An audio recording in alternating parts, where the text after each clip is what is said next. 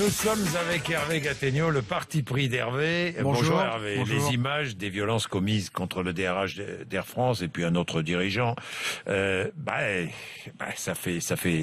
fait mal. Hein. Je regardais la une de tous les journaux. La direction de la compagnie maintient son plan de licenciement. Hein. Votre parti pris, il est temps que les pilotes d'Air France redescendent sur terre. Pour vous, ce sont les responsables? Ils sont peut-être pas responsables des incidents d'hier qui sont effectivement scandaleux, mais ils sont responsables du blocage qui a conduit à des excès pareils. Air France est en difficulté, on ne peut pas le nier. C'est une compagnie qui a des coûts de fonctionnement supérieurs de 25% à ceux de ses concurrents. Tout le monde le répète depuis 2 jours, c'est vrai. La moitié des vols d'Air France ne sont pas rentables.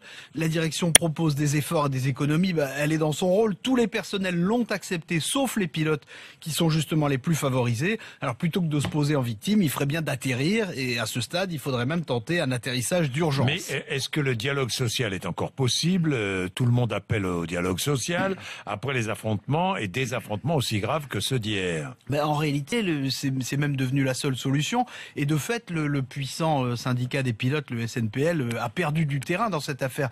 La direction a rouvert la porte à des discussions. De toute façon, elle ne peut pas donner le sentiment qu'elle céderait à la violence. Donc maintenant, la direction va imposer soit son plan A, c'est-à-dire des économies et des départs volontaires, soit son plan B, c'est-à-dire des licenciements forcés. Mais du coup, ce sont les pilotes maintenant qui sont sous pression parce que tout le monde voit que si eux ne bougent pas, s'ils n'acceptent pas une part de l'effort collectif, on va plutôt vers un plan C, c'est-à-dire c'est comme crash. Mais les pilotes se plaignent de la concurrence déloyale du low cost et des compagnies des Émirats. Ils appellent l'État à prendre sa part de l'effort de redressement. Est-ce qu'ils ont tort? Alors, écoutez, l'État est actionnaire à 17%.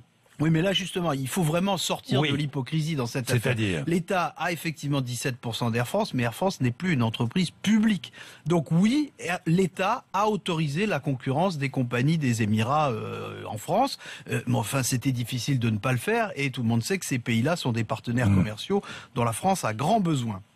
Et puis non, l'État ne fait pas de faveur fiscale à Air France, mais on ne voit pas comment il en ferait, ni pourquoi il en ferait. Oui. Donc l'État n'est pas un mauvais actionnaire, c'est un actionnaire passif. Donc ce qu'il pourrait faire de mieux, au fond, l'État, et peut-être le gouvernement, c'est de céder les 17% d'Air France pour qu'Air France trouve un partenaire actif qui l'aide réellement à se renforcer. Et je vous le dis franchement, tant pis si c'est une compagnie étrangère, parce que l'essentiel de cette affaire, c'est de sauver l'activité et les emplois. Et ce n'est pas que de savoir si les avions vont rester bleu, blanc, rouge. L'autre argument des pilotes consiste à dire qu'on leur demande de travailler 100 heures de plus par an pour un salaire équivalent et qu'aucune corporation n'accepterait la même chose. Vous n'êtes pas d'accord?